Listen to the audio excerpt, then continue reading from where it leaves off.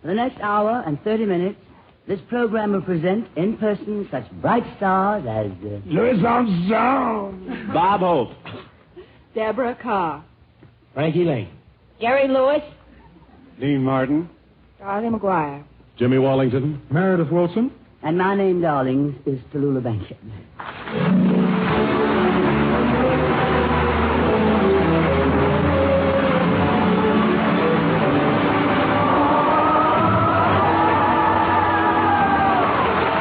The National Broadcasting Company presents The Big Show. So listen, America, the curtains of America. We're going to fill your corner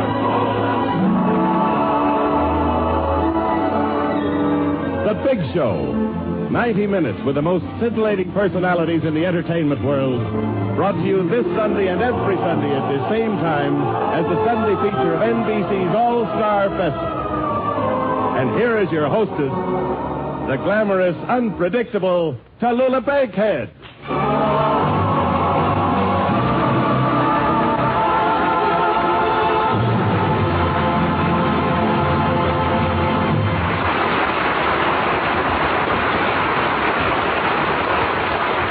Well, darlings, here we are with the big show this week in Los Angeles. Los Angeles, the city of the angels. Or is it Los Angeles, the city of the angles? Well, to be safe, I'll call it L.A. Lousy with X's. How did a whiff get in there? And what a plane trip from New York, darlings. We worried all the way. When we left New York, we were worried about the weather because all we could see was rain. When we got to Chicago, we worried because all we could see was snow. But when we got to lovely California, we stopped worrying because we couldn't see the weather at all. Smog, you know. Of course, you know what smog is, don't you? Well, Bob Hope.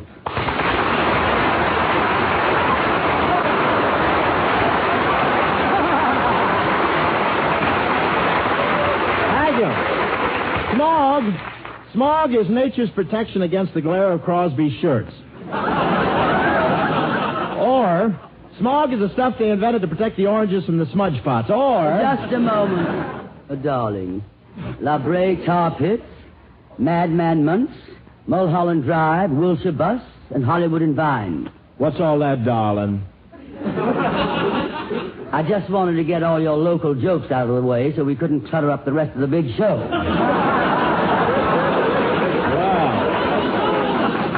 Well, you left out Anaheim, Azusa, and Cucamonga. We don't mention them on this network. Oh, I see. You mean on account of J.B.? That's exactly what I mean, darling. Well, what have you got against Joan Blondell? I am not referring to Joan Blondell. It just happens to be a name I'd rather not mention on the show. Now, Bob, what have you been doing lately? J.B., a name you can't mention on this show. Oh, I know. Isn't that stupid? I mean, of course, Jetty Davis.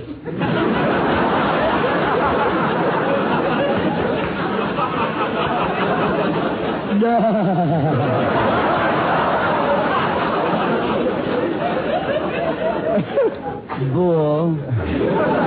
Oh, Jack Boer, of course. Look, Tallulah. I'll tell you why I came over here, besides grabbing a little loot. I want you to do a guest shot on my radio show. Oh, darling, do you have a radio show of your own? Who's the mistress of ceremonies on your show?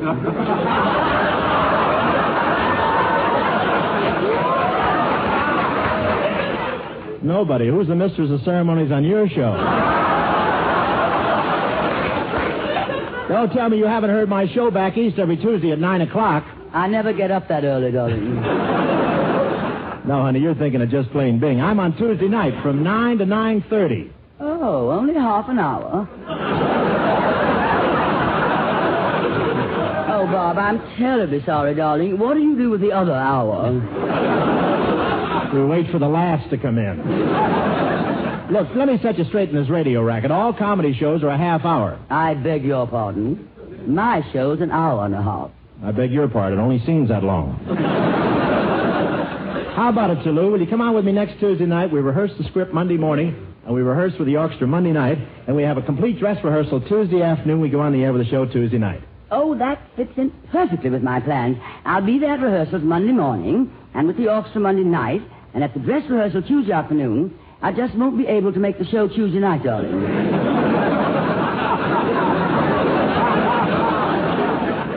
Will that be all right, Bob? Oh, that sounds reasonable. Of course, if you can't be on the show, I'll only pay you half the salary. Oh, I don't think that's fair. After all, I am coming to 3 rehearsals, and just because I miss one show, which only takes a half an hour. Skip it, kid, skip it. For the money I'm paying you, I can get Jetty Bavis not to come on the show. But, darling, it's not my fault. You would have to pick a Tuesday this week. I'm free Monday and Wednesday. How did you happen to pick Tuesday right in the middle? Oh, just lucky, I guess. Look, Alabama, let's level here. Are you coming on the show Tuesday or not? But, Bob, if I'm going on your show, what do you want me to do on it? Well, you'll do what all my guests do. But I never had 4 sons. Well, what can you do?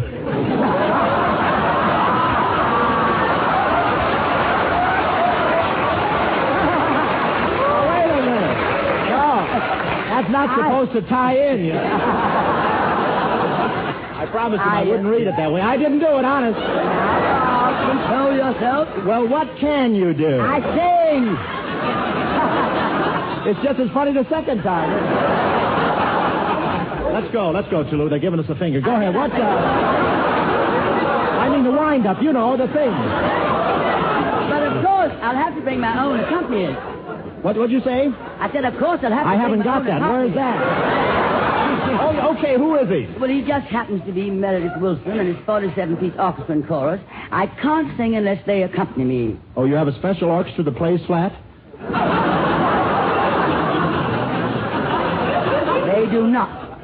Now, you listen to Meredith Wilson and his big show orchestra and chorus in a brilliant rhythmic arrangement of Orange-Colored Sky.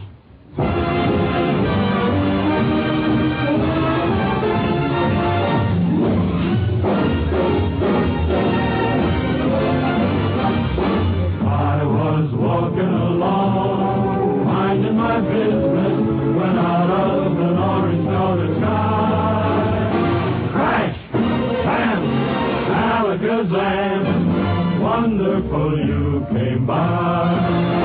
I was walking along, drinking in sunshine, when out of an orange-colored view.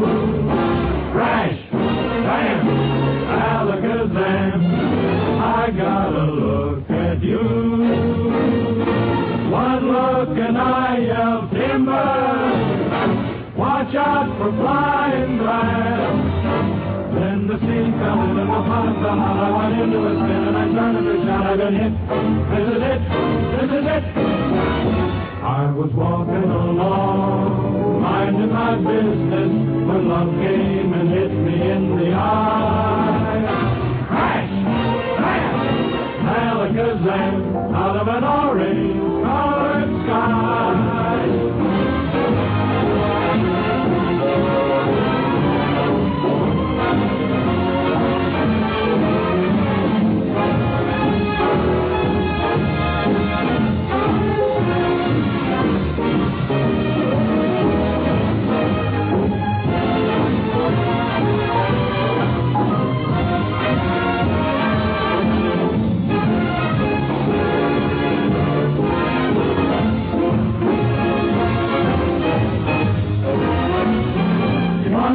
And I yelled, timber!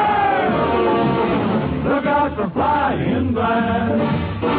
Then the scene fell in and the bottom fell out. I went into a spin and I started to shout. I've been hit. This is it.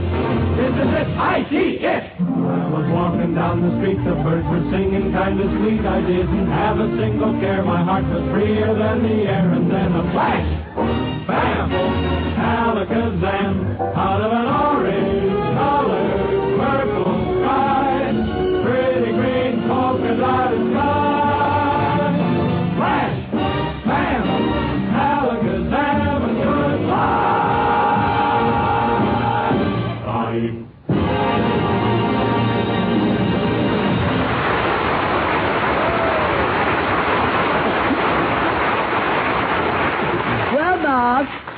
That's the accompaniment I want to use when I sing on your program. You see, Meredith keeps me on key. Baby, your voice should be kept under lock and key.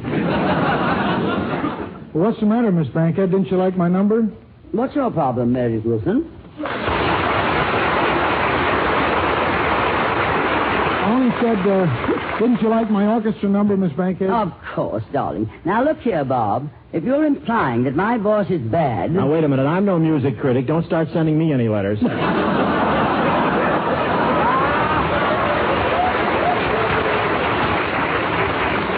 Personally, I'd rather write than be president. Well, Miss Bankhead... Wait, this is creeping up. Wait a minute. No. I wanted to say to Miss Bankhead, when I finish my number, you usually say that was delightful, Meredith, or charming. That was delightful, Meredith, or charming. Bob, if you want me on your show, I'm going to sing, and the song will be, Give my regards to Broadway, remember me to Herald Square, tell all the gang on 42nd Street that I will soon be there. Hey, Rivet Voice, you're tearing up 42nd Street again. I could have played Give My Regards to Broadway if you'd asked me to, Miss Bankhead. I have it in all the keys you sing it in. That's A, B, C, D, E, F, and G. When she just sang it, it sounded more like H. Don't pay any attention to him, Meredith. Don't pay any attention to him, darling. How can I? I haven't even met him. Oh, I beg your pardon. Meredith, darling, this is Bob Hope. Bob, this is Meredith Wilson, darling. Glad to know you, darling. See, Mr. Hope. Mr. Hope, this is really a happy moment. For whom? I've always been one of your greatest admirers, Mr. Hope. I used to see all your pictures back in Mason City. I was born there, you know.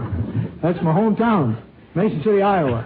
Meredith, you are not going to tell one of those repugnant stories about that obscure little hamlet of yours, are you? Oh, glad you asked me. Well, sir, Miss Bankhead, I used to see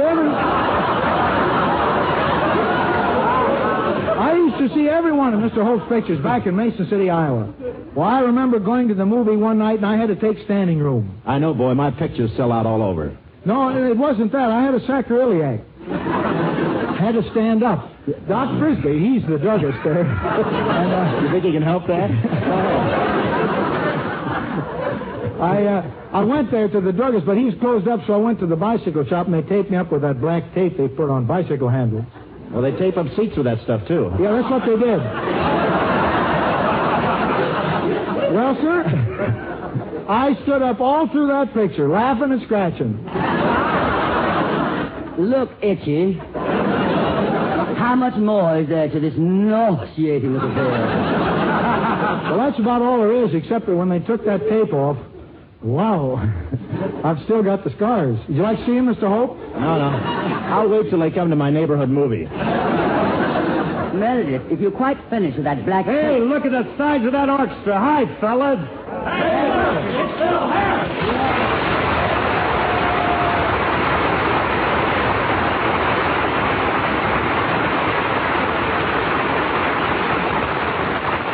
Hey, go right on, fellas. Don't let me stop the show. I'm just cutting across to my studio. Hey, what a musical aggravation. Every musician I ever fired is in that orchestra. Look at that violin section. Who's got the rosin concession there? Mr. Harris, I don't know how you managed to stagger into the studio, but if you don't crawl off before I count to 1, which I understand is as high as you can count, I will have you forcibly ejected. Ejected? Well, push, pull, and click. Hey, Bob. Huh? Hey, Robert, what are you doing on this program? Mostly straight lines.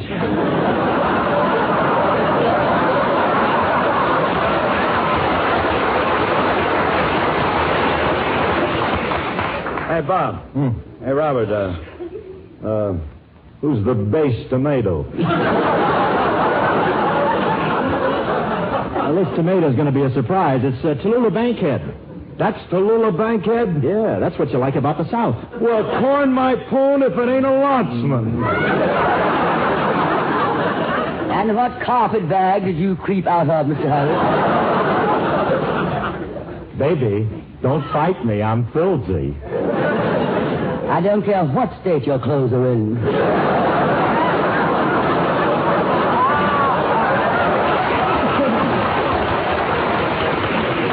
That thing you're wearing could stand a retread, too, girl.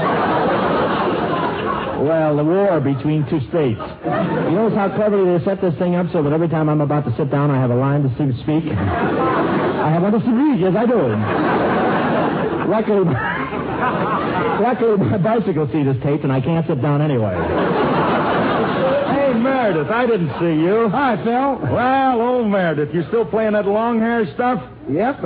You still playing that curly hair stuff? Sharp as a marble. By the way, Meredith, we were talking about you at the Musicians Union the other night, and some of the boys think that you're kind of eccentric. They heard through the Hollywood and grapevine that you read music. Now, I'm a committee of one to find out, are you now or have you ever been a reader of music? Well, yeah, I read music. Don't you? Oh, once in a while when I'm sitting under the dryer, But it's the same old story, Meredith. Do, la, sol, fa, mi, re, no action. That kind of stuff went out with the 3 Bs, Bach, Beethoven, and Benny. How dare you, Mr. Harris? What do you got against Benny Goodman? He's the king. I might even say he's the thing. He's the what? Hey, don't tell me you ain't heard of the thing. Hey, local, this girl don't know about the thing. They know what it is. Well, I gotta go, kids. Hey, Robert, how about you and the missus and me and Alice stepping out tonight after the show? Oh, sure, Phil. By the way, how is Alice? Just left her a couple of minutes ago. She was in the pink. Well, have her slip into some clothes and we'll go out. Oh, Robert, gee, I wish I'd have said that. I could use that on my show today. You will.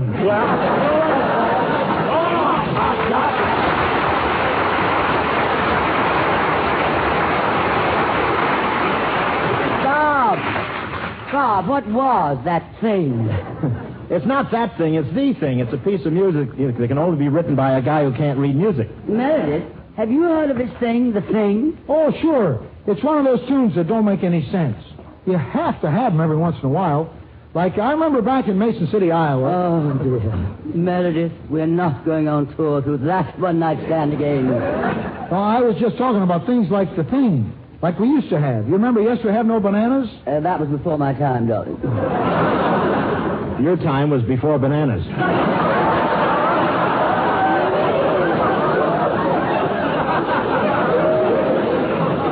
I know everybody used to sing that song. I knew it so well that I could sing it backwards. That should be very interesting. Oh, it is. It goes, today bananas no have we, bananas no have we. Yes.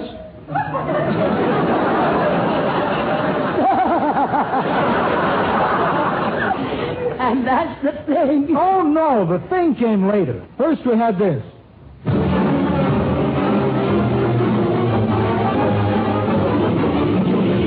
We had no bananas. We had no bananas today.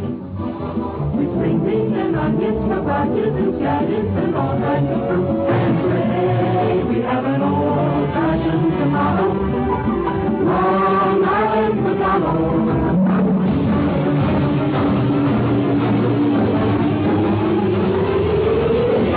We have no bananas.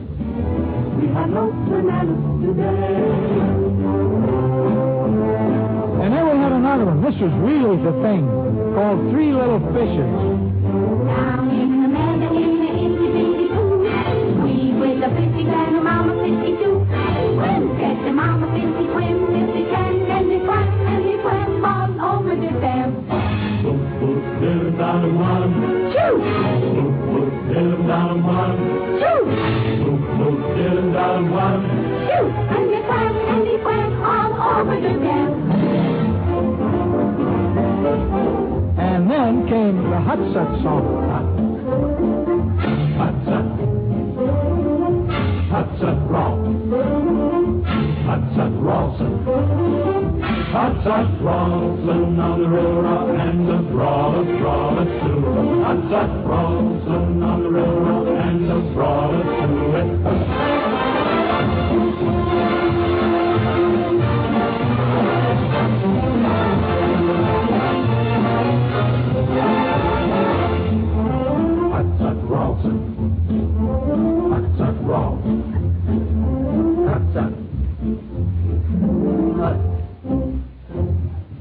But what about the thing? Well, we got that, too. Here, be my guest, Miss Bankhead.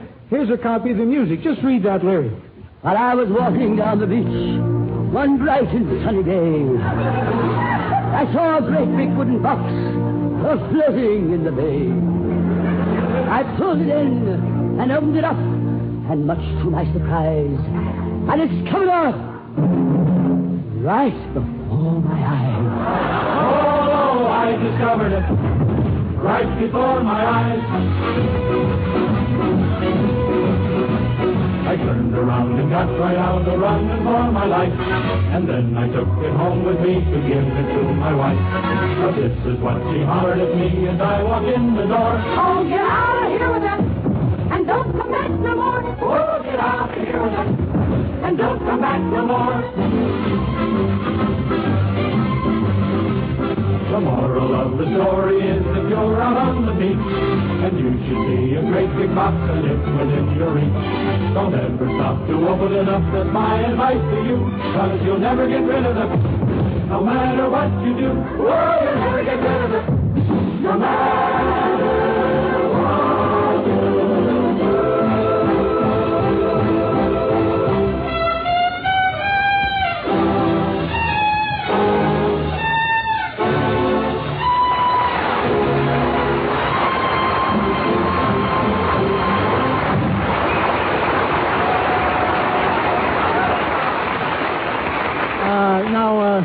Does that answer your question, Miss Bankhead? Well, darling, I can't say very much for the melody, but I must admit the lyric was quite dull. You know what I like, Meredith? That hot horn in your band. He plays a lot of trumpet. Why, that's Louise Armstrong.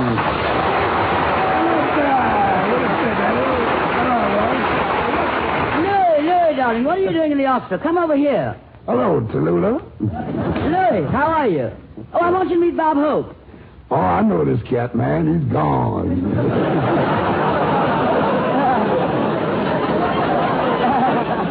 You said it, Louis. I've been gone for about 8 pages now. Tell me, L.A., you playing that trumpet around L.A.? No, B.H. I've been up in La Levy. Oh, Las Vegas, huh? Yeah, man. Well, how'd you make up there at LV, L.A.? Okay. Where'd you up there, B.H.? How'd you make out? P.U.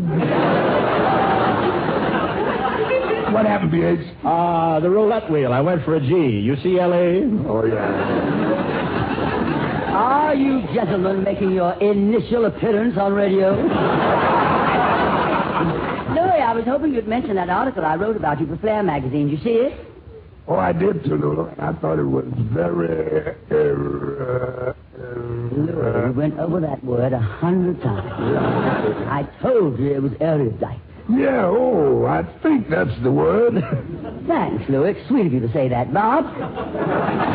Did you read the article I wrote on Louis Armstrong? Yes, and I thought it was Airwick. Yeah, that's the word. You're just joking, I know. Oh, Louis, you are my favorite musician. Thank you, Tallulah. And Bob, you're my favorite comedian. Thanks, Tallulah. Well... Hasn't one of you gallant gentlemen anything to add? Oh, sure. May I return the compliment to Lou and say that Louis is my favorite musician? Thanks, Bob, and you're my favorite comedian, too. Boys, shall we go around once more? Oh, sure. Toulouse, I'm your favorite comedian. And I'm your favorite musician.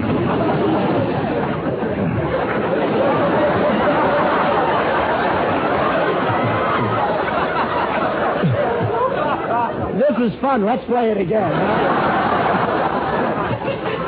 This time for money. If anybody's going to play anything, Louis is going to play it fabulous concert. How about it, Louis?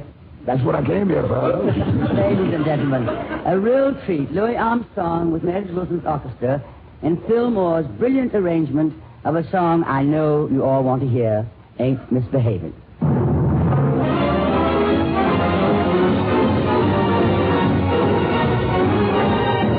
No one to talk with, all by myself. No one to walk with, all by the on the shelf. Misbehaving, save my life. Oh, baby, did does by now forsaken, the one to love. Through flirting, you that I'm thinking of. Misbehaving, oh, baby. I does that.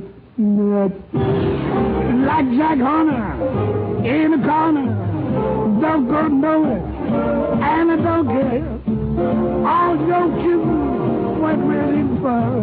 Believe me, I don't stay out late, don't get a go. All my body, me in the radio, leaves me every time.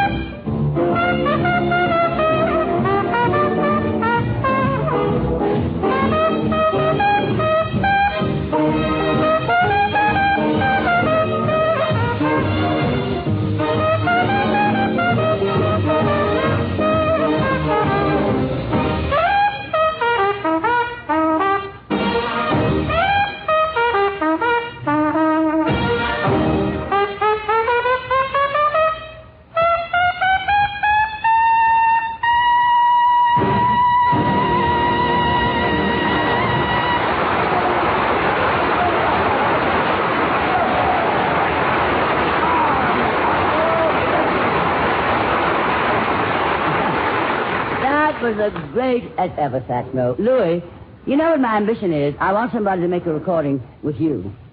Someday. Well, wrong. All right. Press on, darling.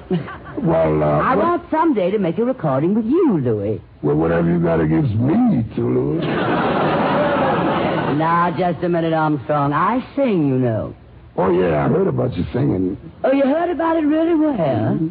I was standing on Broadway, and a man came up and gave me your regard.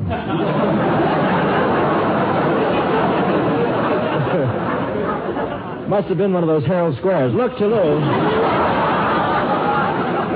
If you want to come on my program and sing, this might be a good time to show what you can do. Louis, how about it? Should you improvise a little something for Tousle Top? Anything you like. Okay, baby, let's hear something. If you're going to audition, let's do it now. I don't want you to louse up my show. Me audition? Me, Cleveland Indian.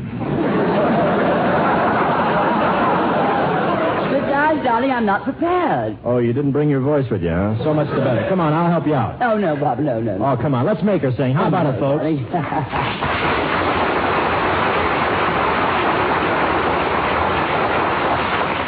Well, if nobody wants to listen to her, I... Now, just a censored minute, Hope. If they want to hear me sing, I'll sing, and we leave it to the audience whether I sing on your show or not. Okay, anyone else? Last chance, sedatives, sleeping pills, revolvers. Yes, ma'am, we have earplugs. No, madam, only 2 to a customer. What do you mean you need 3? Louis, you'll need a couple of those earplugs. Gotta lay a couple of those earplugs on me, too, Daddy. Well, I'm certainly not going to listen to this by myself. Give me a couple, too. Okay, Louis, let's hear it. I'll start you off, Toulouse. This is a lot of fun, darling, but I have to ring my chimes. This is NBC, the National Broadcasting My Company. melancholy, babe. And we're off the air, yes. Well, let's go.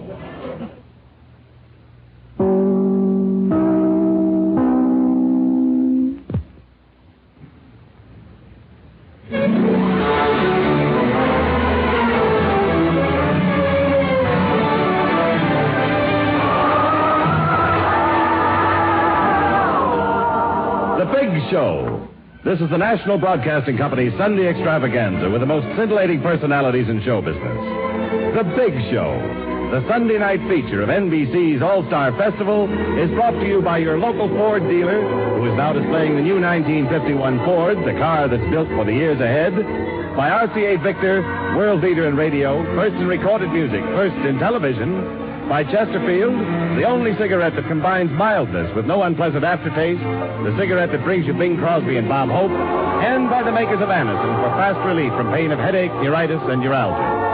The big stars on this program are Louise Armstrong, Bob Hope, Deborah Carr, Frankie Lane, Jerry Lewis, Dean Martin, Dorothy McGuire, Meredith Wilson and his Big Show Orchestra and Chorus, and every week your hostess, the glamorous, unpredictable Tallulah Bankhead.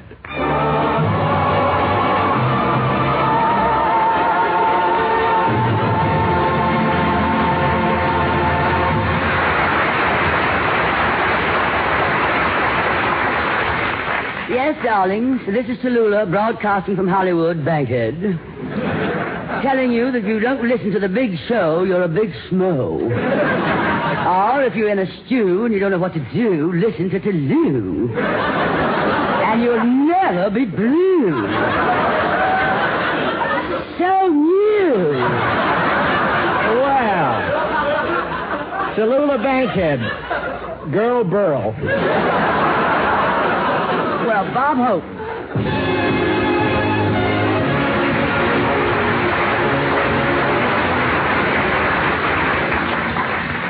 Thank you, Tallulah. I'm happy to be here with you on your second Hollywood version of the Big Show. Oh, it's nice having you, darling. Nice to catch you on the ground for a change. Yes.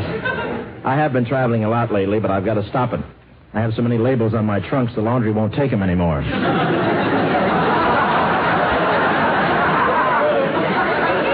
And Bob, darling, I know the sacrifice you're making, giving up the Los Angeles Rams Chicago Bears championship game at the Coliseum. And you're not kidding, but that's all right. I've got to keep working. After all, I'm a comedian. I have a government to support.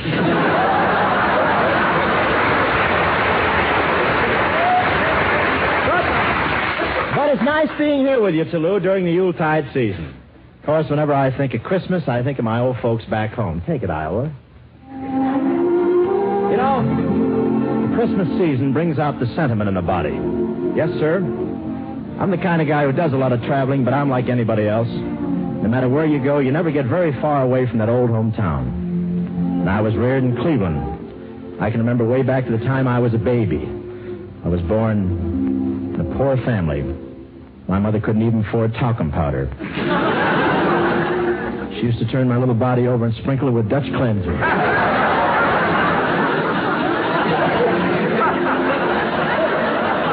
Till I was 10 months old, I didn't know whether I was a boy or a kitchen sink. That's why at Christmas time, I like to go back to Cleveland to see my folks. And they're always happy to see me. Of course, they're just as happy getting it by mail, but I always feel sentimental about my hometown. With all the friendly faces, the familiar buildings, Main Street, Elm Street lying parallel to it, and my Uncle Louie lying parallel to both. People said he was a drunkard, but he wasn't. He only drank a little bit to steady himself. Sometimes he got so steady he couldn't move.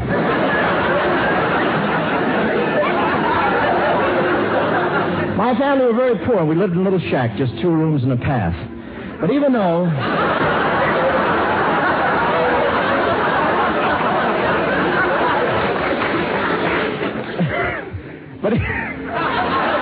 Couldn't hear it, huh? But even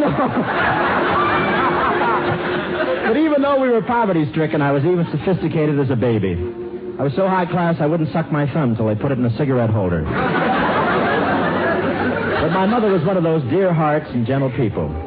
She tried to raise us right even though we were broke. She couldn't buy us underwear, but she did the best she could. She lined us all up and painted buttons on our stomachs.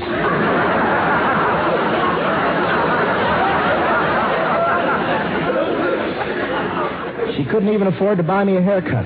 My hair was so long till I was 19 years old I thought I was a St. Bernard. I found out I wasn't just in time.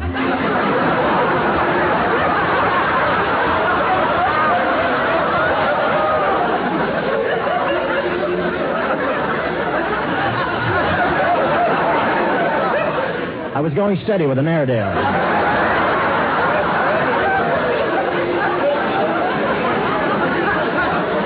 But what a picture comes to mind when I think of the old hometown.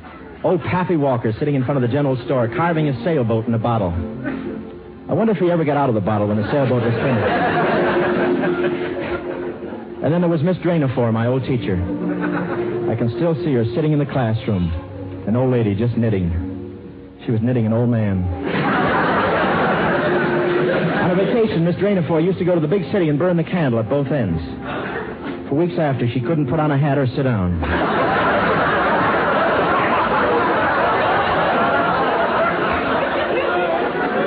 And when I think of the Yuletide season, I always think of my parents. My father was a great man and a big practical joker, too. So was my mother. They finally played a trick on each other. Me. You know, I started the first quiz show in Cleveland. When I was born, my father took one look at me and asked the doctor, "What is it?" The doctor answered, "Well, I missed that one. Can I stand by for the jackpot?" Father was betting on a boy and Mother was betting on a girl. But Doctor won. He had me across the board.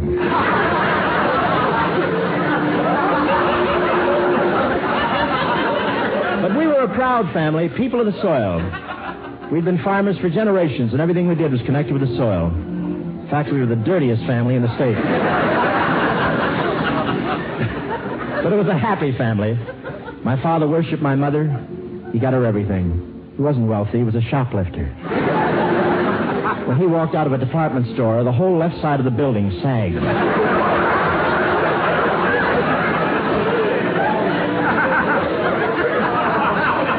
Like all families, we were hit by the Depression. My father was hurt in the crash of 29. The runway at Minsky's collapsed on his head.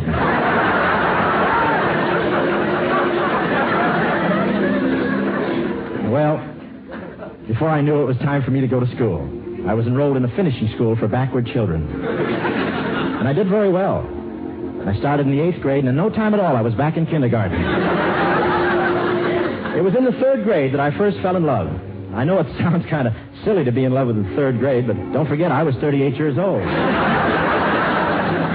And I'll never forget the first time I kissed my little girlfriend. She was wearing braces, and I was wearing braces. And when we kissed, our braces locked. After that, we went everywhere together. Then came graduation time, with all the kids in their caps and gowns. I caused quite a sensation. My gown was strapless. And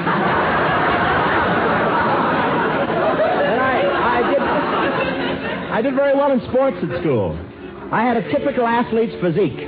Big chest, hard stomach. But that's all behind me now. But I used to play football when I was in school. It was part of the cure. And all of the fans around Cleveland knew my name. It was painted on my bucket. I had a very peculiar nickname. They called me Neckline Hope. I was always plunging down the middle, but never really showed anything. My first year, I was disqualified from playing football for a scholastic reason. Stupidity. I thought the big 9 were my toes. It was right about then that I met her. Yes, her. I never did find out what her name was. She was a vision of loveliness. She had long blonde hair and luscious red lips, which she wore in a bun on the top of her head. But the best part about her was that she was tattooed. That made it nice for me because I couldn't afford a television set. We almost broke up. I'd seen the picture before. We were very much in love. She called me baby, and I called her my little pussycat. I called her pussycat because I thought she'd take the hint and shave off her whiskers.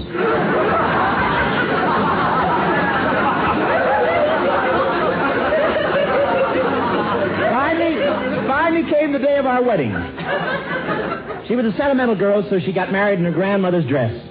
She looked lovely, but her poor grandmother almost froze to death. It was a lovely ceremony except for the kiss. My nose created a suction, and we had to be separated with a razor blade. Yes, we were married. And tomorrow marks our 25th anniversary. It'll be 25 years since we've talked to each other.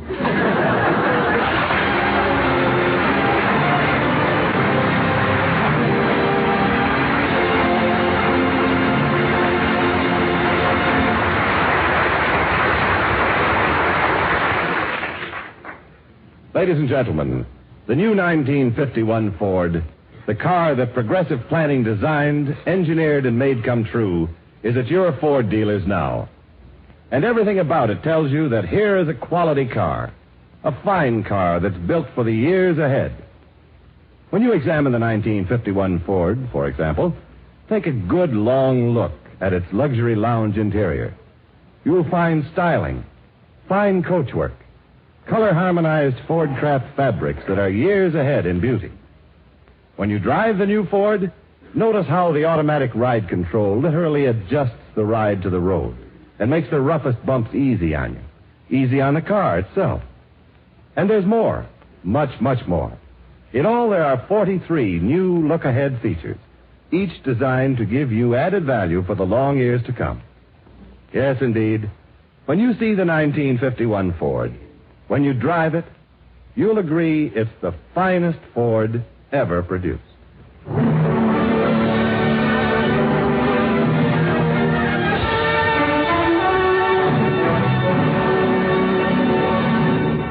And now, darlings, the two young Paramount stars who have taken the country by storm. The only comedy act in show business that can possibly follow Bob Hope, Dean Martin, and Jerry Lewis.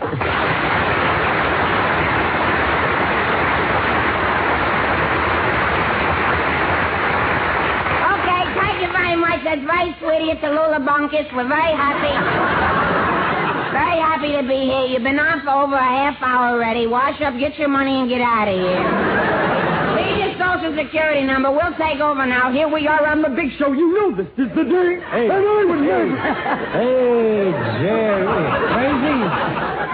What's wrong with you? You got to conduct yourself like a gentleman on the big show. Now, don't louse me up here like you do everywhere else. Aren't you happy to be on the big show? Ask me no questions. I'll tell you no lies. I don't like her. You don't like Miss Bankhead? Young man. Dean, she's going to hit me.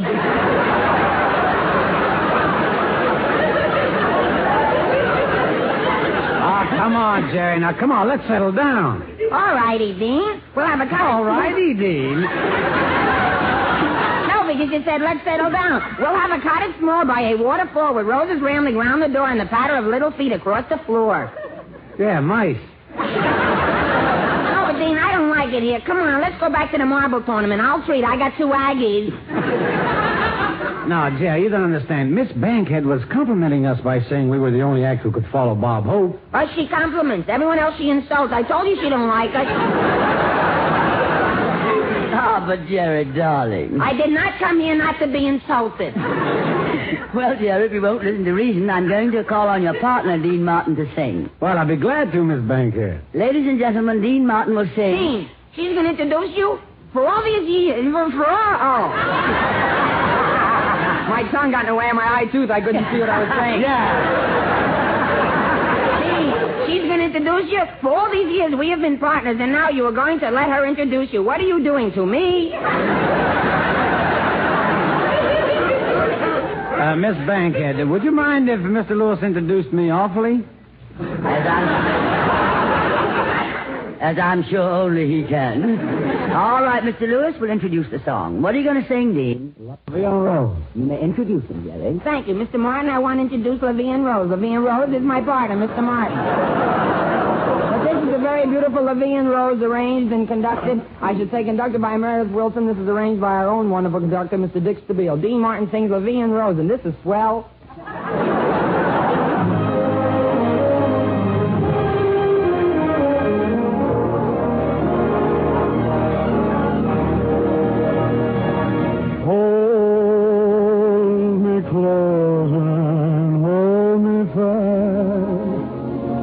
Magic spell you cast. This is love. When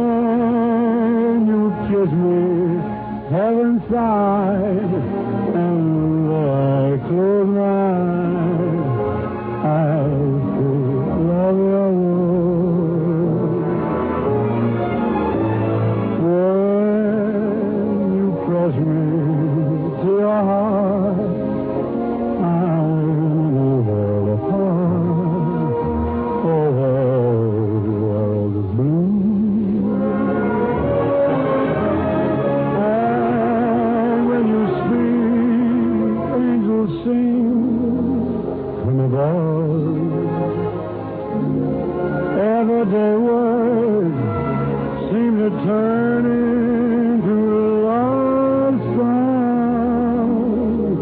Give your heart and soul to me, and life will always be. Love you all. And when you speak, angels sing from above.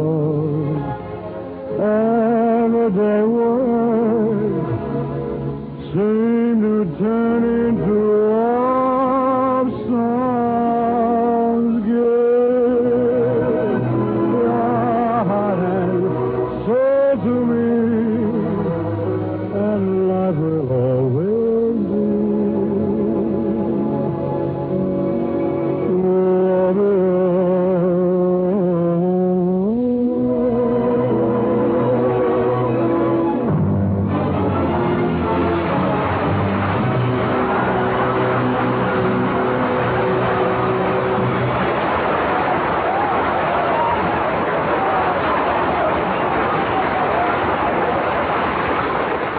That was divine, darling. You're darling, darling. Darling, darling, darling. Dean, come here. Is she for real? Don't think she makes a living. Ah, Jerry, don't tell me you've never heard of Tallulah Bankhead. Jerry, I'm speaking to you. Why don't you answer me? You told me not to tell you I never heard of Tallulah Bankhead. I made a boo-boo. Look, Jerry, you made a double boo-boo. Tallulah Bankhead is a great stage actress. Surely you saw her in Private Lives. I don't butt into other people's business.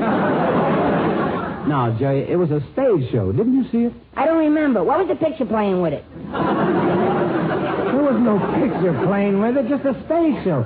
She's been in a lot of stage shows. She played in Rain. That's how she got so hoarse?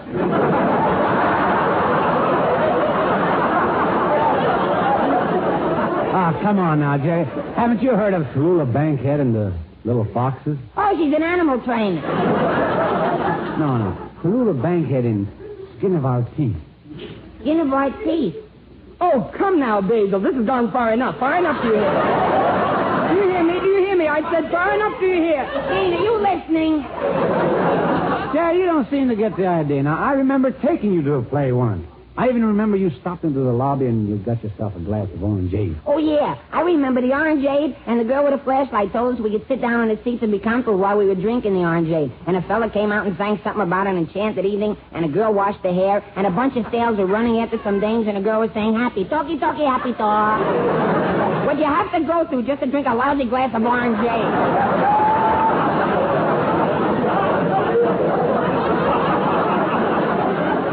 That's the place, Jerry. I went back there, you know. There was such a crowd waiting I couldn't get in. I guess everybody found out they have the best orangeade in town. Now you got it. That's it. Tallulah Bankhead in the theater. Oh, now I know. She's the one who makes the orangeade.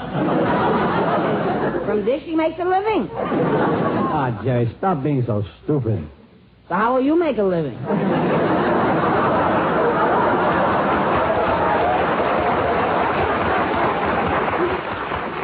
You know, this is tougher than I thought it was going to be. Please be patient with me, Dean. I've got a terrible headache. Where do you keep it? Ha, ha, ha, ha. That's very funny. You see, I said I got a terrible headache, and he says, where do you keep it? He's making out like I haven't got a head. Joke over. You don't have to explain my joke. So, Dean, what are friends for?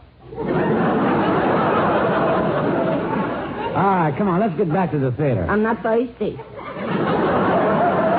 Well, boys, how's it going? Dean, she's back again. Don't let her hit me. Oh, why don't you stop? She won't hurt you. Could I feed her?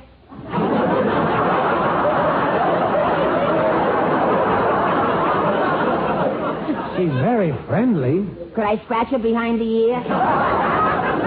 Dean, tell me, is he for real? I often wonder. I want to apologize, Miss Bankhead. I shouldn't have been so fresh. Dean told me all about your sickness. Does it hurt much? That's what hurts much. The skin of your teeth.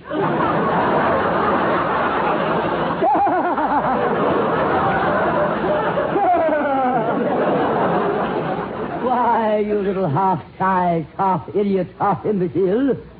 Dean, she did it. She likes us. We're in. She insulted us. She didn't insult me. Dean, don't worry. She said half. We're partners. You get half of everything I get.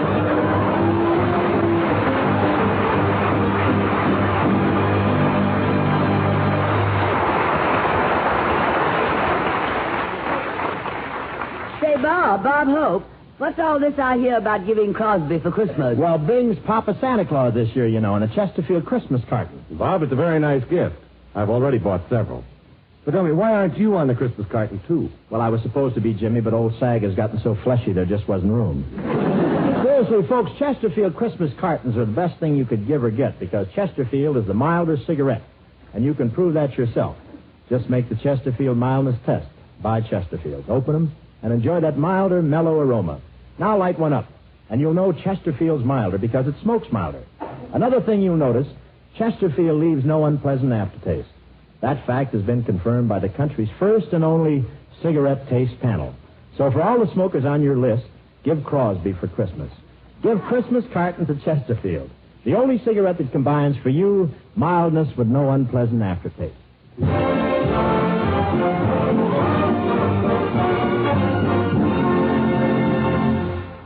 Tallulah. Yes, Dean, what is it, darling? My partner Jerry and I were thinking... That's very funny.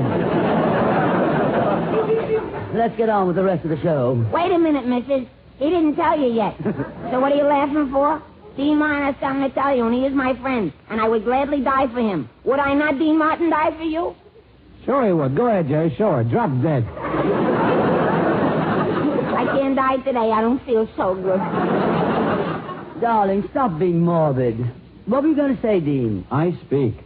We would like to meet... We would like to meet Mr. Bob Hope in person and make a deal with him. Do you think he'll sell us some jokes or maybe trade us some jokes? Well, why don't you talk to Bob about it? Come on, Bob, darling. Here, the boys want to do some business with you. You know Mr. Martin. Oh, sure. Hi, Tony. And Mr. Lewis. And Mr. Lewis. Hi, Joe.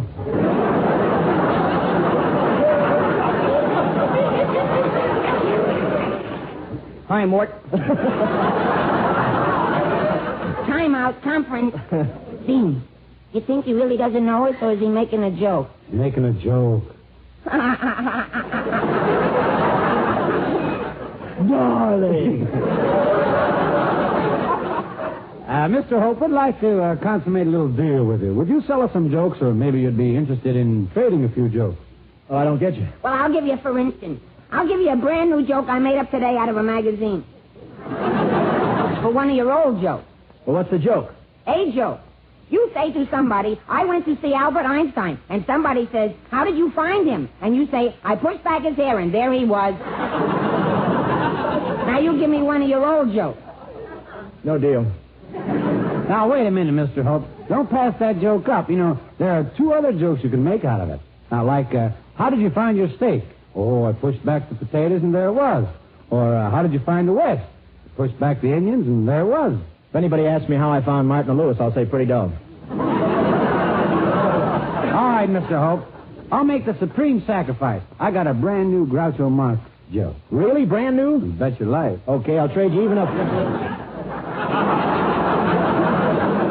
Somebody fall down? What was that?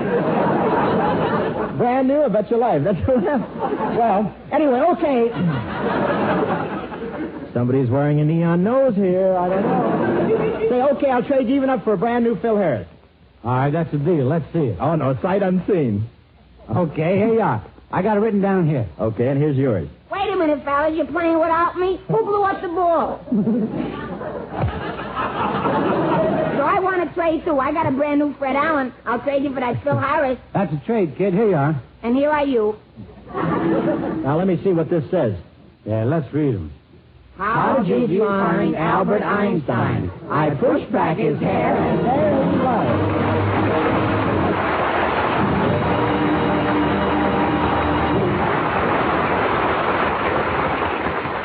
Here's a word from RCA Victor. Only 6 shopping days left till Christmas. But that's not bothering America's snappiest families.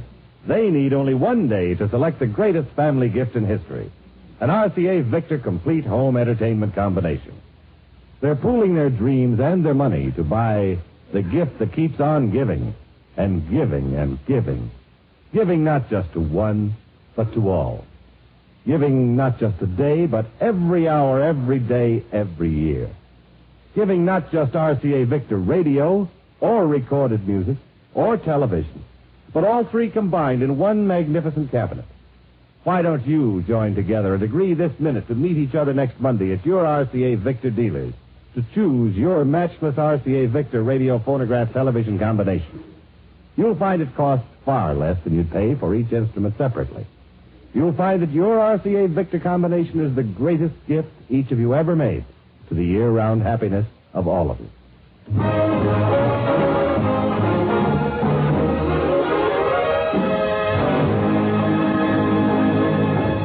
Darlings, prepare for some excitement. Appearing with us in a few minutes will be two glamorous movie stars, members of the Actors Company, Deborah Carr and Dorothy McGuire. Deborah Carr can currently be seen with Stuart Granger and Richard Carlson in Metro-Goldwyn-Mayer's Technicolor production, King Solomon's Mine. Oh, and yes, don't think I'm forgetting another star on our show, Frankie Lane. It's just that I have a little funny way of my own to introduce them. Hey, Joe, Tallulah, how will you find Deborah Carr? Dorothy McGuire and Frankie Lane. And I say, I'll just push back my chimes, and there they'll be. This is NBC, the National Broadcasting Company.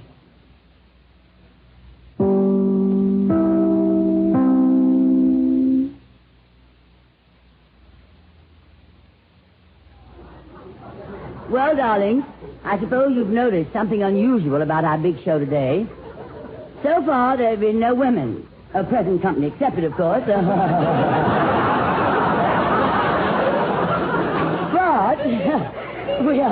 we are just about ready to make up for it. What with Deborah Carr and Dorothy McGuire on our show. Oh, what am I doing? There's still another man whom I haven't presented, and what a man. You know I'm here, Tallulah. I've already been on.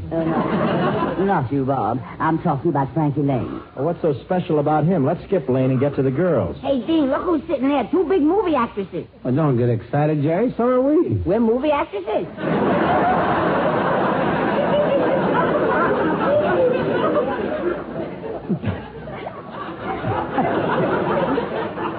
Are you through, crew? Say, don't crowd, fellas. There's enough here for everybody. Thank you, darling. And one left over for somebody. 2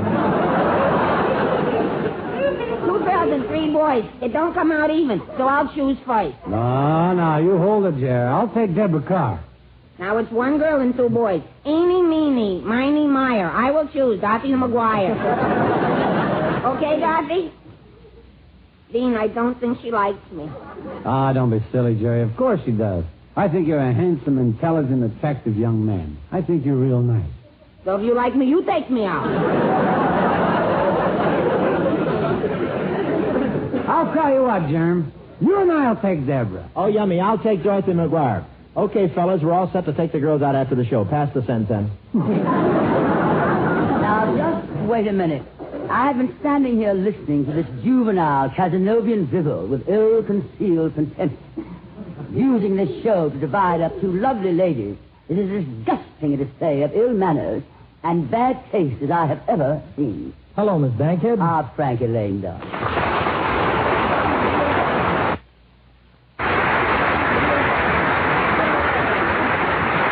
Just in time, Frankie. Just in...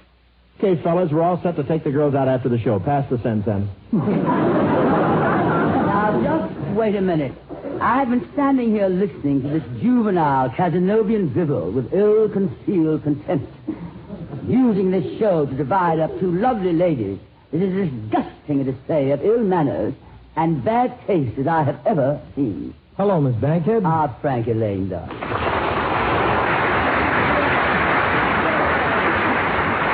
Just in time, Frankie. Just in time. 3 of us couples are going out after the show. Okay, I'll take Dorothy McGuire. She's spoken for, darling. So, okay, I'll take Deborah Carr. Sorry, someone's taking her. Well, I could call my wife. Maybe she'll want to go. Isn't he sweet? Well, what about me? Well, if my wife can go, we'll need a babysitter. What? Sing your song, Lane. Okay, I'm going to live till I die. Meredith, if you please. If you're troubled by the blues, Wise up before you reach the end. Oh, don't be so unhappy, my friend. Be like me. I'm gonna live till I die. I'm gonna laugh instead of cry. I'm gonna take the town and turn it upside down. I'm gonna live till I die. They're gonna say, what a guy. I'm gonna play for the sky. Ain't gonna miss a thing. I'm gonna have my fling. I'm gonna live till I die. The blues will lay low. I'll make them stay low. They'll never trail over my head. I'll be a devil till I'm an angel. But until then, hallelujah, gonna dance, gonna fly. I'll take a chance riding high. Before my number's up, I'm gonna fill my cup. I'm gonna live till I die. You gotta laugh instead of cry. You gotta play for the sky. You gotta sing and have your sing. So I'm gonna laugh. He's gonna laugh. I'm gonna play. He's gonna play. I'm gonna sing, smile, dance, and live till I die. I'm gonna laugh instead of cry. I'm gonna take the town and turn it upside down. I'm gonna live till I die. They're gonna say, what a guy. I'm gonna play for the sky. Ain't gonna miss a thing. I'm gonna have my fling. I'm gonna live till I die. The blues will lay so low. I'll make them say so low. They'll never trail over my head. I'll be a devil till I'm an angel. But until then, hallelujah, gonna dance, gonna fly. I'll take a chance riding high. Before my number's up, I'm gonna fill my cup. I'm gonna live till I die. Live until I die. Before my number's up, I'm gonna fill my cup. I'm gonna live until I die.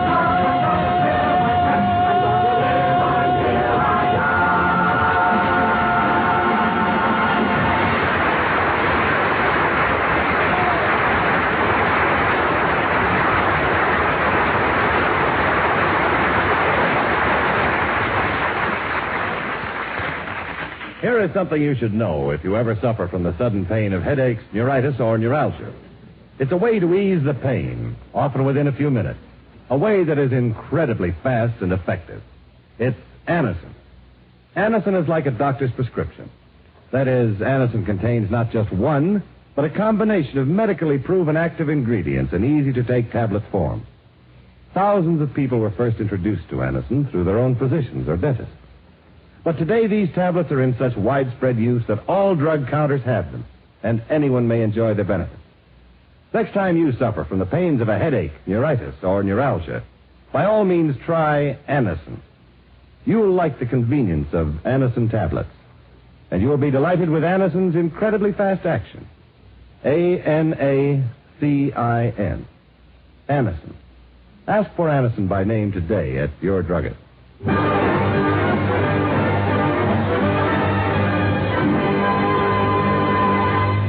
Ladies and gentlemen, we welcome to the big show the Actors Company of Hollywood, which is composed of some of the outstanding creative artists in Hollywood who have brought the living American theater to the West Coast. Tonight, the Actors Company has graciously invited me to appear with them in a radio adaptation of Claire Booth Luce's Broadway play, The Women. The scene is in the living room of Mary Haynes on Park Avenue, the time, afternoon, the occasion, canasta. Dorothy McGuire appears as Peggy, Deborah Carr as Mary, and I play Sylvia. Ladies and gentlemen, the Actors Company.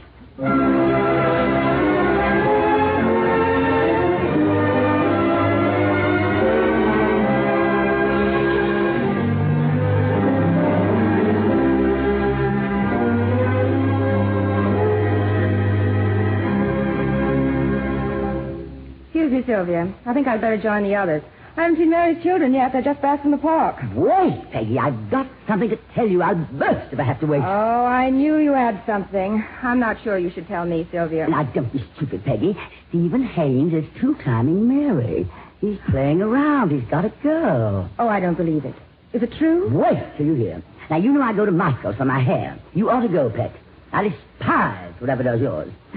Well, that's the most wonderful new manicurist there. Aren't my nails divine? Look, dear, a jungle red. Go on, Sylvia. What are you trying to say? Well, now, this manicurist is marvelous. Was doing my nails. And I was looking through Vogue. You know, the one with Mary in the Beaux-Arts ball costume. Oh, yes, she wore a white powdered wig, and she looked lovely. Yes. Well, now, this manicurist, Mrs. Fowler, she said. Is that the Mrs. Haynes who was so awfully rich? And what difference does it make to her? Oh, I forget what she said next. You know how these creatures are. Babble, babble, babble, babble, babble, babble. Never let it for a moment. When suddenly she said, I know Mr. Haynes' girlfriend. Oh, how could you listen to her? Listen to her, my dear. How do you suppose I felt? I couldn't very well shut her up. I mean, I had to find out who the other woman was. Does Mary know about this? No, but she's bound to find out. If a woman's got any instinct, she feels when her husband is off the reservation. I know I would, but not Mary. If only there was some way to warn her. Sylvia, you're not going to tell her. Why, certainly not, my dear. But I'd die before I'd be the one to hurt her like that. Couldn't someone shut that manicurist up? A good story like that? A lot these girls care whose lives they ruin. Dirty, isn't it? Foul. My dear, the whole thing's disgustingly unfair to Mary. I feel her like a disloyal skunk. Well, just knowing about it. You know I worship Mary. She's my dearest friend in the world. Heaven help her. Shut up, Peggy. Here, shut up. I'm so sorry to have kept you. I was talking to Stephen. Where are the others? They're in with the children, Mary. Well, darling, how is Stephen, the old dear? And did you give him my love? I did, Sylvia. Stephen's not so well. Oh. What's the trouble? Nervous indigestion. That's why I have a plain cook now. Oh, there's nothing worrying Stephen. Oh, no, he's just been working late. He's not coming home again tonight. Oh, are you sure it's work, darling? You're not a beautiful blonde. Oh, Sylvia. Well, Stephen's a very attractive man. Isn't he? I can't imagine why he hasn't deserted me for some glamorous creature long ago. Oh, Mary, you do sound smart. Oh, let me be, Peggy. How can you be too sure of what you believe in most? I wouldn't be sure of anyone if you were able to get up and totter across a room. I always tell my spouse, if you ever manage to make a fool of me, I'll deserve what I get. You certainly will. Oh, Mary, have you seen my new nail color? How do you like that? It's attractive, Sylvia. Oh, you can't imagine how it stays on. I get it at Michael's. You want to go, Mary. Sylvia. Oh, a wonderful new manicurist. Olga's her name. She's marvelous. Let's play canasta. Now, look, Mary, they call it jungle red. It looks as if you'd been tearing at somebody's throat. Well, that does it, Peggy. I'll never tell you another thing. That will be just fine. Now, girls, I really do like Sylvia's polish. It's new and smart. Michael's, Olga, jungle red. I'll remember that. Shall we cut the deal, Sylvia, you and I? I feel lucky today. Do you, darling? Well, you know what they say, lucky in cards.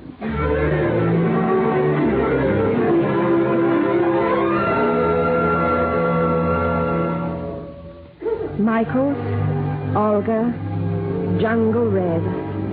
Yes, I went to Michael's, and I had my nails done by Olga. And I had my world destroyed, too. I found out what my friends already knew. Stephen had another woman, Crystal Allen. The place they send wives with shattered worlds is called Reno. It wasn't long before we were there. Oh, yes, Peggy and Sylvia had to go, too. Divorce seemed to be catching. Well, Sylvia. What are you doing in Reno, Peggy? I couldn't resist the slot machine. I can imagine. Well, relax, darling. You'll get a better break from those one-armed bandits than you got from dear husband John. And I suppose you came here for the rodeo? Don't be crude, dear. What if he does look a little bent when he's not on his horse? He's the best I could find in this town. At least I'm not going to sit around and mope like Mary. Now, don't start anything, Sylvia. This is Mary's last night. She gets a decree tomorrow. I'm praying she'll get a call from New York tonight. You mean Mary would take Stephen back? Well, why not? Why not? You think I wouldn't take John back? That is, if we hadn't feuded so terribly over money. Oh, stop sniveling. You and Mary had no pride. I'd roast on a spit before I'd take Howard Fowler back. Kicking me out like that after all I sacrificed. You did? What did you do? I gave him my youth. But I got paid plenty. The skunk. Oh, Sylvia, why do you hate Mary so? I don't hate her. It's just that she was always so smug about her husband and her happiness. Now she's down like all the rest of us. Yes, Sylvia. I'm down now. We're all in the soup together. By the way, here's a letter that came for you. Oh, thanks. Haven't heard from Stephen, I suppose. No.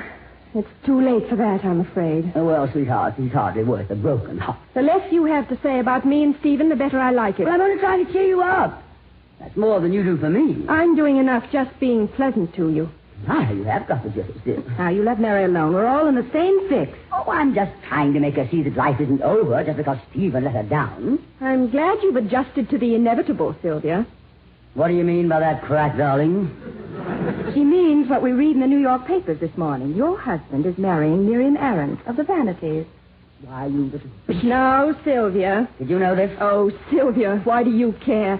You don't love Howard. Oh, Mary, how could you do this to me? I'm terribly sorry, Sylvia. This humiliation, this carefully timed insult, and after all I've done for you. And what have you done for me? I warned you. I'm not exactly grateful for that. No, aren't you? Listen to me, you ball of conceit.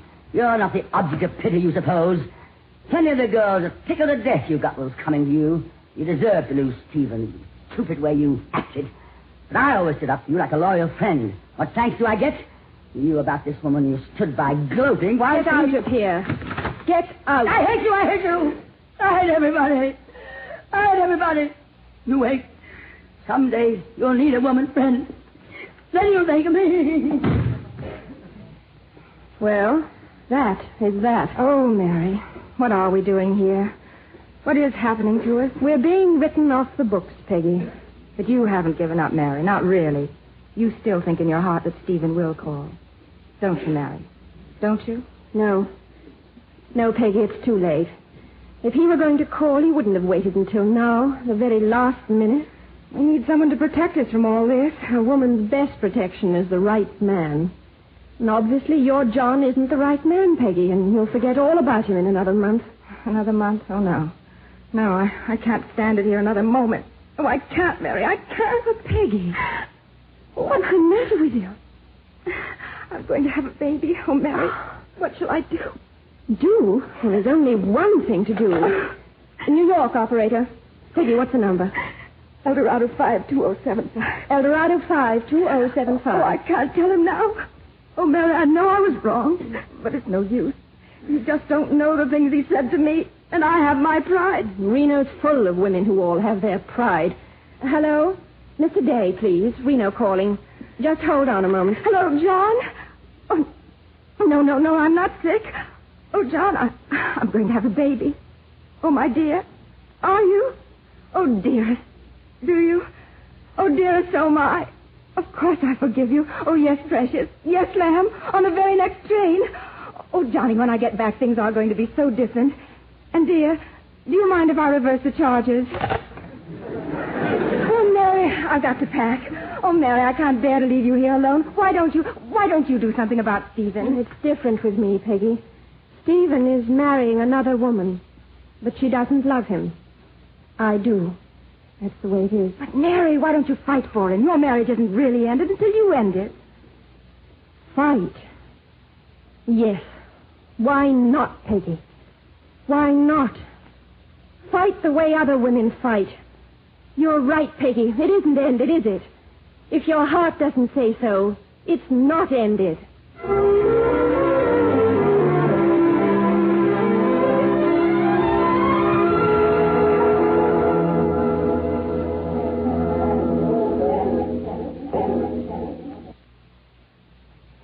This powder room looks like ladies' night at Madison Square Garden. Here, Peggy, try my lipstick. I can't bear that shade you're using. Thanks, Sylvia. What do you think of the party? Gruesome. I hate this club. You know, Mary is here tonight. Yes, I saw her. First time she's been out in a year. Why, do you suppose? She's here because Stephen is here and his new wife. Well, why should Mary be here? Because Stephen's here. Don't tell me she's still in that puncheon. Well, why not? Now, look here, Sylvia. You knew that crystal creature, didn't you? I met her. What makes you think Mary thinks she has a chance? I've got a hunch you could tell her that. Maybe I could. Oh, what do you mean? That Stephen of hers is a Puritan. Bless his little Plymouth Rock soul. My psychoanalyst tells me that men of his generation were brought up to believe that wives who carry keys to other apartments are strictly for burning. What are you talking about? Well, I shouldn't be talking about it at all. But I will tell you this. I visited this crystal a month ago, and while she was bathing, I rummaged around and came across a key. A little gold key. A key to what? To an apartment where the new Mrs. Stephen Haynes still sees an old boyfriend, Jim Winston. Sylvia, you've got to tell Mary. Tell Mary what, girls? Oh, Mary, you're looking ravishing. Is this your first night out since Reno? Yes, darling. I'm a recluse. Stay home and brood. Mary, you've been sitting out there in that club all night with Jim Winston. I've seen how he is. Intoxicated as usual, I'll bet. Yes, Sylvia. Find out anything, darling? Plenty. I think he's the secret in Crystal's life. Aha, so you have been digging. Well, I hope you know what you're talking about, dearie. Yes, I know what I'm talking about, Sylvia. I know all about Crystal and Jim Winston, and Jim Winston is just waiting for me to cue him so that he can tell Stephen everything about his precious new wife. Good girl. Yes, Jim Winston thinks I'm a very much abused gal. His Western chivalry is about to light up like a crepe Suzette. Well, this couldn't be the little Mary who put herself high on the pedestal above all us poor, downtrodden, unfostered females a year ago. Now, Sylvia, you have the proof Mary needs. Give her that key. What key? My darling, I never become embroiled in divorce actions, other people's. I photograph terribly. Come on, Sylvia. For once in your life, play ball. Give Mary that key. Mary, do you mean you'll take that flute's leftovers? I'll take him, thank you. I love him. Why, Mary, haven't you any pride? Pride? That's a luxury a woman in love can't afford. Well, what do you do if I give you the key? If it's what I think it is, I'm going out there right now and let Jim Winston tell Stephen the truth. The whole truth about Mrs. Crystal Haynes. Then I'll move in and get him back. Why, Mary, I believe you will. Well, here, darling, take the key. Incidentally, pet, it's for 807 Gothic Arms, a real flea bag. The elevator boys make excellent witnesses. Make way for a lady who is about to fight for her man and no holds barred. Why, Mary, what a dirty female trick. I had a year to sharpen my claws, darling. How do you like my nails, Sylvia? Jungle red, pet. Good night, ladies.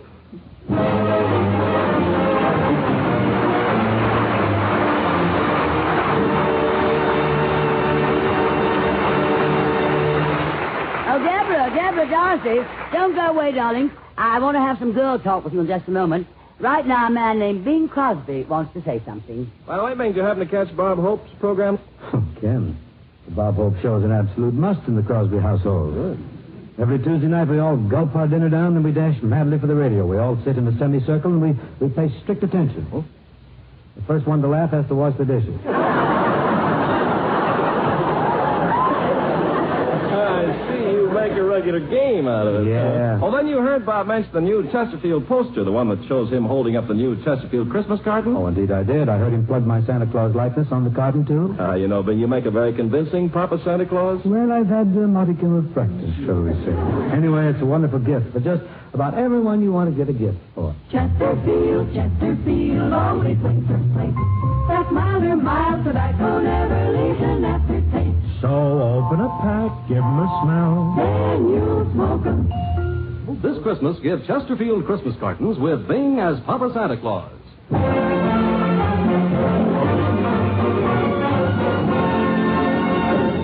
Hey, to Lou. What's it, Bob? Well, Dean Martin, Jerry Lewis, and I would like to do our version of the women.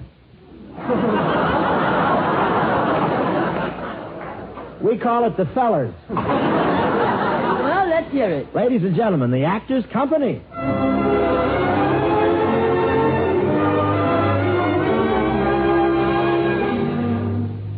Sydney. What is it, Marvin? I love your drapes. Thank goodness someone noticed them. I've been wearing them for 3 weeks, and my wife never said a word. Before we were married, she noticed everything I wore. You know how we met. I was a car hop at a drive-in. Oh, I remember when you worked there. You sure could fill a pair of tight slacks. And then some. Thank you, Marvin. I remember when you were thin, too. Say, speaking of blubber, have you seen Piggy lately? Not so loud. He's in the next room fixing his face. Fixing his face? How did he manage to do that? It's so hard to get parts these days. Gee, here he comes now. Get a load of that hair, will you? Hair? I thought it was a helmet. Oh, hello. Hello, Piggy. Say, I like your hair. You mean it? You like this color, jungle red? Oh, yes, it goes so well with your eyes. Oh, that's because he cries so much. No woman is worth it, Piggy. There are other fish in the sea. I don't like fish. I like women. Look, what are you worried about, Pig? After your wife gets a divorce, you'll find somebody else. There are 2 million women in New York. Yeah, but they don't want to get married. How do you know? I asked them. Don't cry, Piggy. I want my wife. I miss my poopsie. So go on home to your poopsie. Go ahead. I can't. Why not? She hits me. Besides, I overheard my caddy telling the masseur that Poopsie is going out with Fred. That's a lie. Fred is going out with Miriam. What about Velma? Velma broke off with Fred when she saw him with Isabel.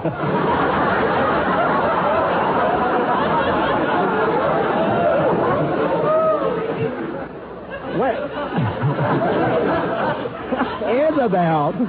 Why, Isabel told Martha that Selma isn't speaking to Miriam since Dolores found that gold key to Maxine's medicine cabinet in Tallulah's slack.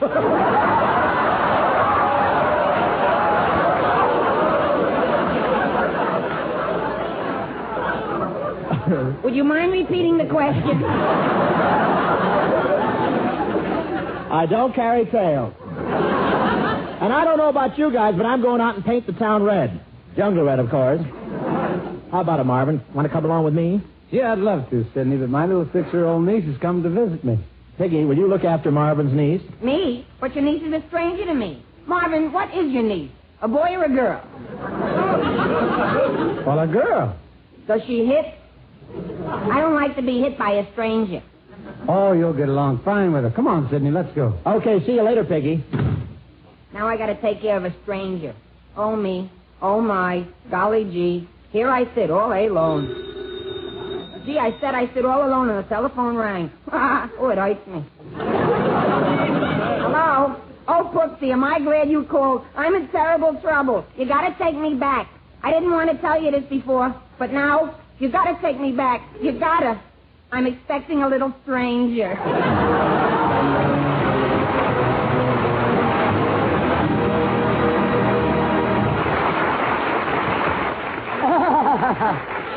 That was real fun. Well, boys will be boys. And now to the girls. Come on over, Deborah Carr and Darcy McGuire. Aren't they lovely? 2 famous movie actresses. We've all seen and admired many, many times. My very dear friends. Darlings, I keep forgetting which one of you is Deborah Carr. I am. And which one of you is Tallulah Bankhead? Darling, there is only one Tallulah Bankhead. Yes. And isn't her name Betty Davis?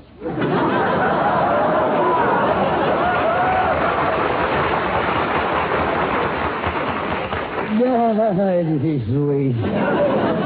Darcy McGuire, Darcy, how are you, dear?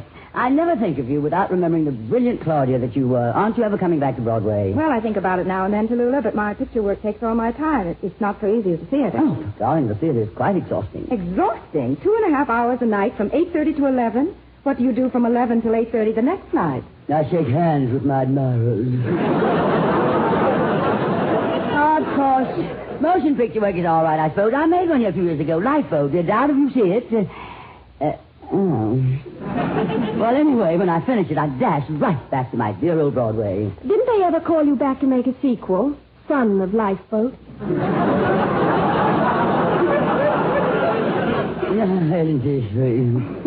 Oh, I've had offers, of course. But you were busy shaking hands. Yes, Deborah, darling. Well, it's all right to make a picture now and then, but I can't understand how you can stay away from New York so long.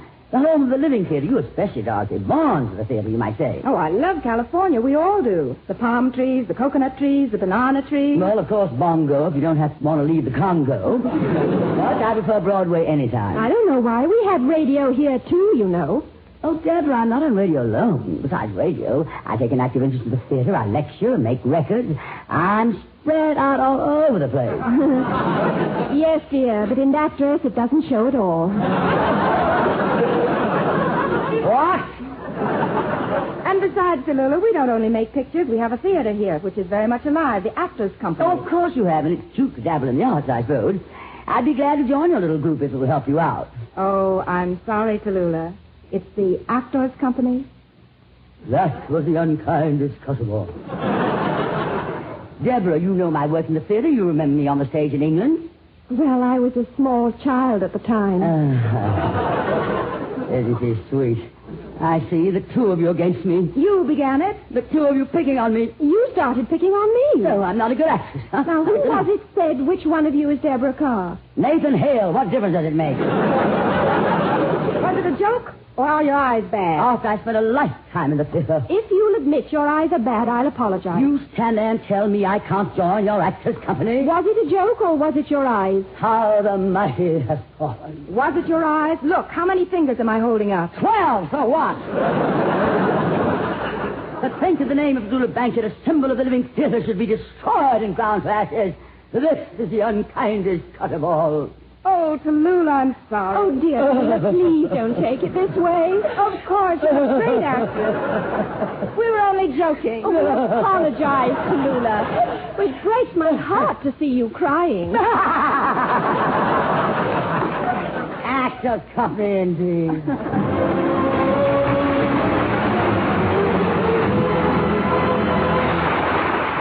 Well, darling, that's our show for this week. We're out for New York again, where we'll bring you next week, Sunday, Christmas Eve, and what a load of presents we'll distribute. Jimmy Durante, Bert Law, Robert Merrill, Margaret O'Brien, Edith Piaf, Fran Warren, Ed Wynn, and Meredith Wilson of the Big Show Orchestra and Chorus, and we are dedicating our Christmas Eve show to all our men in uniform all over the world. Until then, darlings, may the good Lord bless and keep you. Whether near or far away. The Big Show, the Sunday night feature of NBC's All-Star Festival, has been brought to you by your local Ford dealer, who is now displaying the new 1951 Ford, the car that's built for the years ahead. By RCA Victor, world leader in radio, first in recorded music, first in television. By Chesterfield, the only cigarette that combines mildness with no unpleasant aftertaste. And by the makers of Anacin for fast relief from pain of headaches, neuritis, and neuralgia. Martin and Lewis appeared through the courtesy of Hal Wallace, producer of Dark City.